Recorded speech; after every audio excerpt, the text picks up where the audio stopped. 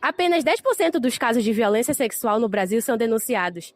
A cada hora, 4 crianças são vítimas dessa Segundo o violência. Instituto Liberta, a cada 24 horas, 320 casos são denunciados. Porém, esse número pode ser ainda maior, já que somente 7 a cada 100 casos são denunciados, tendo em vista que 75% são meninas e negras. Olá, bom dia. Hoje nós vamos entrevistar a Adriele. E a nossa primeira pergunta é qual a relação dela e qual a opinião dela se visse um possível caso de exploração sexual?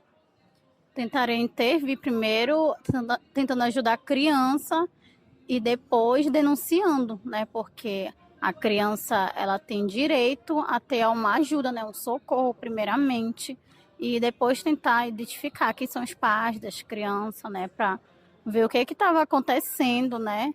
E se eles sabem, são cientes do que estava acontecendo.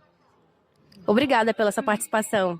Bom dia, eu estou aqui com a Aurilene e a minha pergunta a ela é qual seria a reação dela se visse um possível caso de exploração sexual? Então, né, o abuso e exploração sexual infantil é uma grave violação, né, aos direitos das crianças, aos direitos humanos.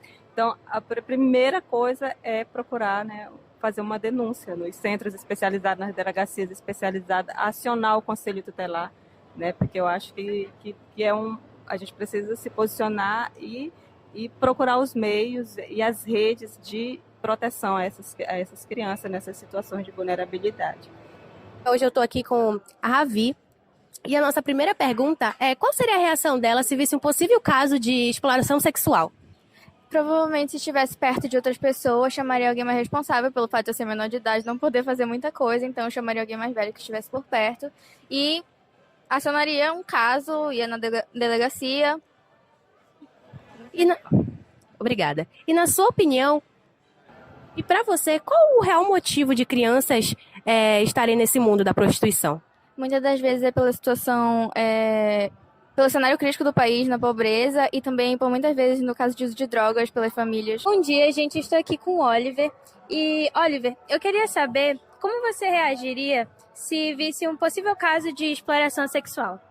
Assim, na verdade, eu acredito que em primeiro a gente fica em choque, até porque é uma situação muito complicada da gente, de fato, dizer como a gente vai reagir, porque, enfim, é um ponto muito inimaginável, né? A gente não sabe para que caminho vai. Mas acredito que a atitude mais coerente, a que eu procuraria ter, seria acionar, né, todas os órgãos, principalmente públicos, que são responsáveis para isso, e alertar, retirar a criança de perto de, seja qual aliciador que a gente esteja falando, né, dependendo do parentesco ou da conexão que ela tenha com esse aliciador, porque, enfim, já que a gente está falando dessa questão de prostituição infantil, exploração sexual infantil, a gente vai ter um aliciador direto ou indiretamente.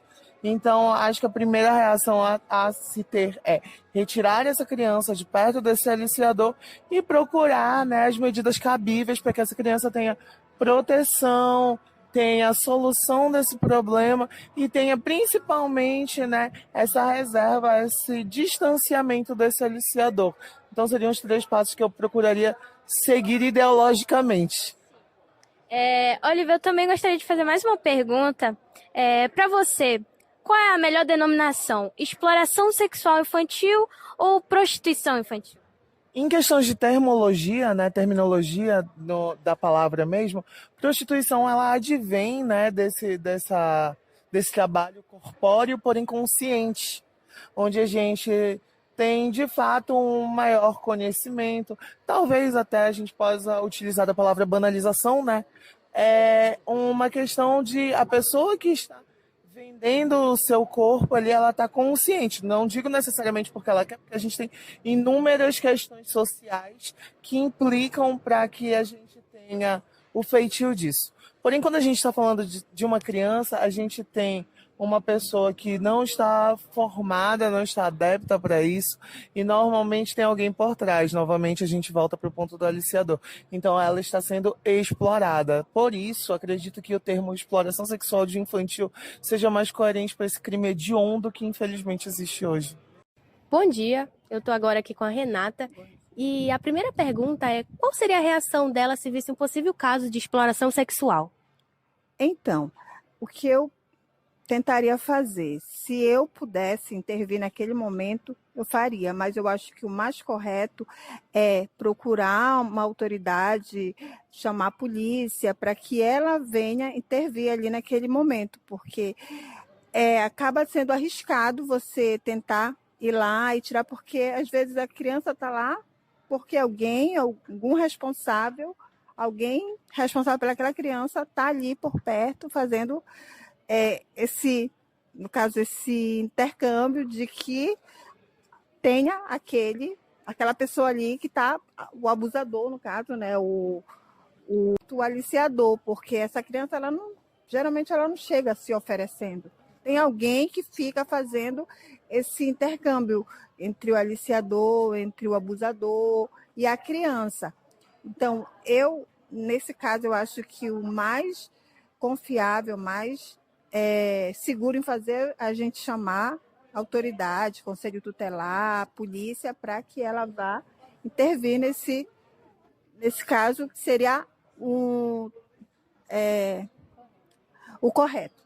A segunda pergunta é: qual o motivo dessas crianças e jovens acabarem no mundo da prostituição? Eu acredito muito que parte da miséria, da pobreza, é o que leva essas crianças, essas famílias permitirem que isso aconteça, porque as crianças geralmente têm um aliciador, que geralmente são os pais, que fazem com que essas crianças entrem pelo mundo da prostituição, tanto criança quanto jovem. Então isso é muito da questão da pobreza do país, da situação dessa família, é o que leva essa criança a entrar por esse caminho. Muito obrigada pela... Eu estou aqui com a Rita Fátima e a nossa primeira pergunta é como ela reagiria se visse um possível caso de exploração sexual? Eu iria em cima do cara para intervir. Ele não deixava aquilo passar, eu não fechava os olhos. E partia preso, principalmente se fosse uma criança, uma menorzinha, de tipo 10 anos, menor de idade, é melhor dizer assim. Então eu não deixava em branco. Bom, obrigada. Isso daí é uma reação que poucas pessoas têm, né? Porque na maioria das vezes as pessoas preferem estar vendo a situação, mas sem fazer nada, né? E a nossa segunda pergunta é: como você acha, na sua opinião, por que essas pessoas, essas crianças, né, vão para esse caminho da prostituição? Geralmente elas são mandadas, o pai ou a mãe mandam, vai ali, oferecem a menina para aquele cara e elas recebem dinheiro. Prostituição é o sexo com dinheiro. Pronto. Obrigada. Bom dia, eu estou aqui com o Lúcio. E a primeira pergunta sobre esse assunto é: qual seria a reação dele se visse um possível caso de exploração sexual? No caso da pessoa se prostituindo? No caso da exploração sexual de menores. Amiga, no caso, é muito triste, né? É preocupante. Tu vê que a gente tem um grande problema social, que geralmente são pessoas periféricas, negras, desigualdade, que leva elas a isso, não é porque elas querem, porque elas precisam, no caso. Aí é triste, porque geralmente a gente não pode fazer quase nada. E para você, por que essas pessoas vão para esse caminho da prostituição? Ou é necessidade, ou às vezes por influência dos pais, que também passaram por isso. Vem toda de novo, uma questão social por trás desse assunto, no caso, traumas, abusos, que criam tipo um ciclo, e esse ciclo não quebra e vai levando filhos, parentes e por aí vai. Obrigada, Lúcio, pela sua participação. Bom dia, eu estou aqui com a Lúcia. E a primeira pergunta é: como você reagiria se visse um possível caso de exploração infantil? A gente fica chocado, né? Mesmo nos tempos que a gente vive, ainda a gente presencia muito.